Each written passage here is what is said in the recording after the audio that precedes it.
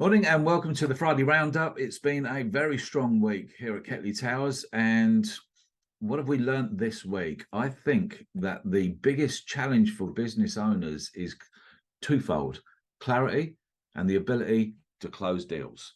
It's funny, I was looking at a video of Oprah Winfrey, and she was asked the question, why do you think people do not achieve their ultimate success? And she came back with one word: clarity. Most people haven't got that visceral clarity of what they're working towards. And because they're not working towards a very specific goal, something that they can see, feel, touch as a winning post, then what tends to happen is they just go from day to day to month to year, and it just rolls and rolls and rolls. And this is, I think, is the biggest challenge out there at the moment, is people aren't clear about where they're going and what they're doing. So therefore, every single day they're waking up to stuff. They take their head off the pillow and they've got to do this and got to do that and got to do that. And they're waking up with lists of stuff they've got to do, generally for other people.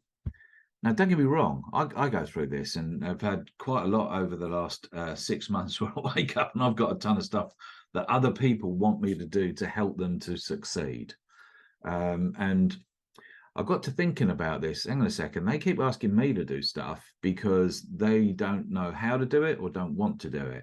But the bottom line is that if you want to succeed and you know with absolute clarity where it is that you're going to, then everything between here and that point is just a hurdle, a twist in the road, for which we need to be resourceful. And this is the thing: a lot of people will reach a challenge, normally resources, where they haven't got enough money to do X or to do Y. If we had more money, we could hire those extra people. If we had more money, we could finish this project that would then allow us to earn more money. And of course, that's just not actually the real answer. The real answer is go get more clients, go get more customers, increase the revenues, increase the bottom line profit, which then allows you to have the resources, the money to be able to go and do things. But of course, for a lot of people, they just don't really want to do the selling bit, the deal making bit. And if you want to become an extraordinary success in business, you've got to learn how to be a deal maker.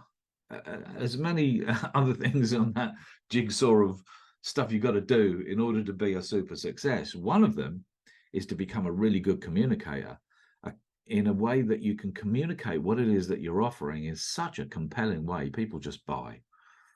And I think this is the misunderstanding of what sales is all about, and the sales conversation. I think sales is about doing stuff to people, talking people into this or talking people into that. It's not about talking people into anything.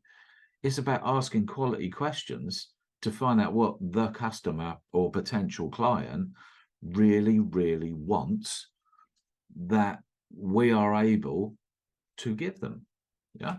So think about that. That's a very different way of describing sales, isn't it? Is that if we become absolutely brilliant at asking quality questions to find out what it is they really, really want, and then give them that thing, that is business 101. And it's funny, I've been on a couple of Q&A sessions this week on different Zooms, and a few people have fired questions. Well, how would you handle this, John? And how would you handle that? And I'm a little stunned by saying, well, you know what you do, don't you? Ask another question and understand the process that you go through to put a deal together. So that's my Friday afternoon or Friday morning roundup.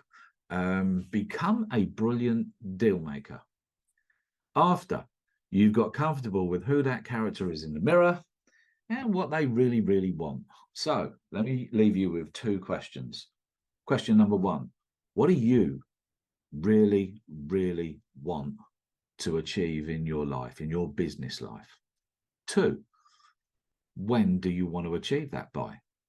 That's the two golden questions, because after that comes the how or the what. And just to finish up, the difference between how and what. How is a stationary word and what is a motion word.